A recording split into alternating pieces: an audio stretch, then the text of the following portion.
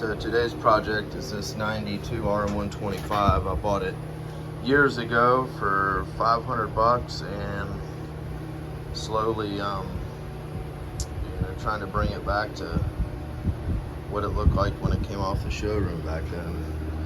Not going overboard with the restoration on it because I do plan on racing it some local vintage races.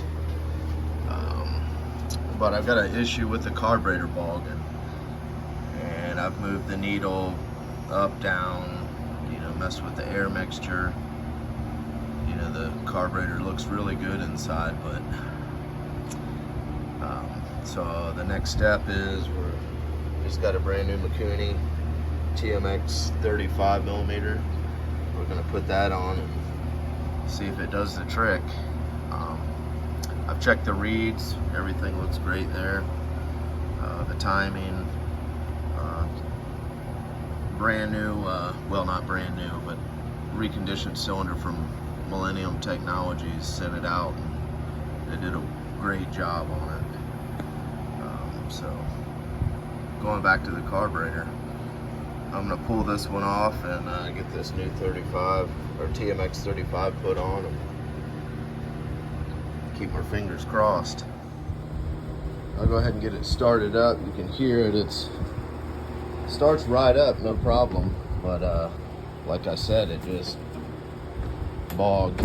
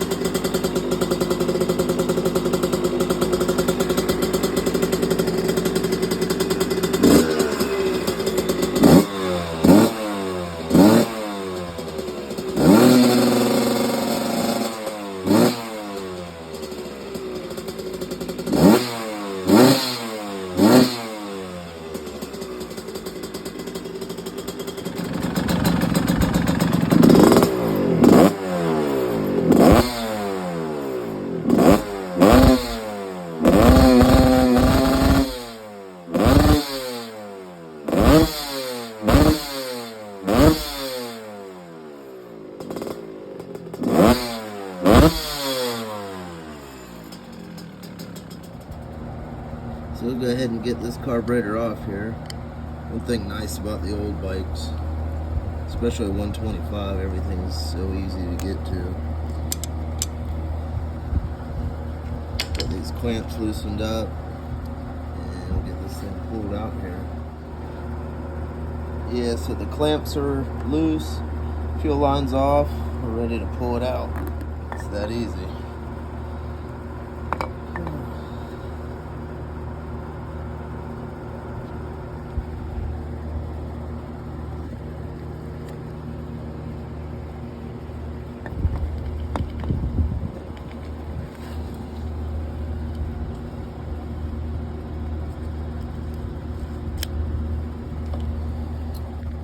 So we've got the screws removed out of the top cap here.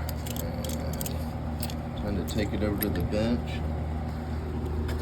and see what jets this new one came with. So I've got both of the Mikuni TMX35mm up here. Just kind of doing a comparison on them. The new one, I do notice right off the bat, I like the idle screw. It's a little easier to use versus the original one. But besides that, everything looks really similar. The only other thing I've noticed is on the ball drain, they're in different locations, but that shouldn't hurt anything. Chokes are in the same position.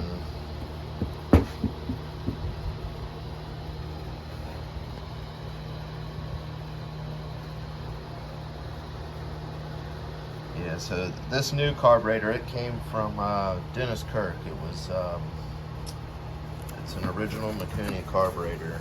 It's not one of the China carburetors. And it cost $177. I know you can get a lot of the Chinese carburetors for $40-50, but I just didn't trust it. Didn't want to put the effort into going through it all and it not working right, so I was gonna stick with the original Mikuni equipment. Through Suzuki on the OEM parts finder, it was closer to $400, so this was by far the better route to go.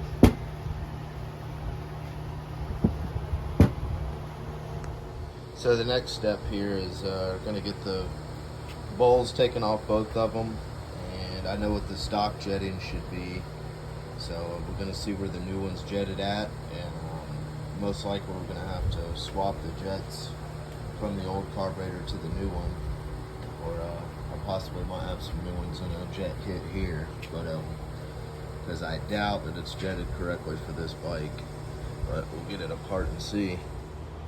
So after opening up both of the tmx35s to check the jetting, notice both of them do have a 350 main jet in them, so I won't have to change anything there.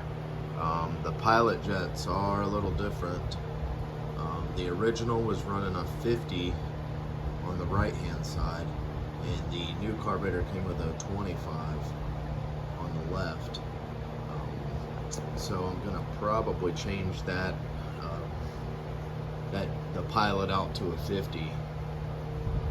Even though the Mikuni website says that this carburetor is pre-jetted for mostly any of the high performance 125cc engines, so we'll probably put it in there and try it out and see how it runs, and we can go back in and bring that pilot jet up if we need to. So I've got it all put back together, and one thing I've noticed is pretty convenient is to switch the main jet out, you don't have to remove the whole bolt. Just pull the bottom plug out and you have access to it. So alright, about to put it back in the bike and see if it fires up. One other thing I noticed when I was putting the cable on is the difference in the caps. That one's all the way down, adjusted all the way down, and this one the cable just slides down in the top of it.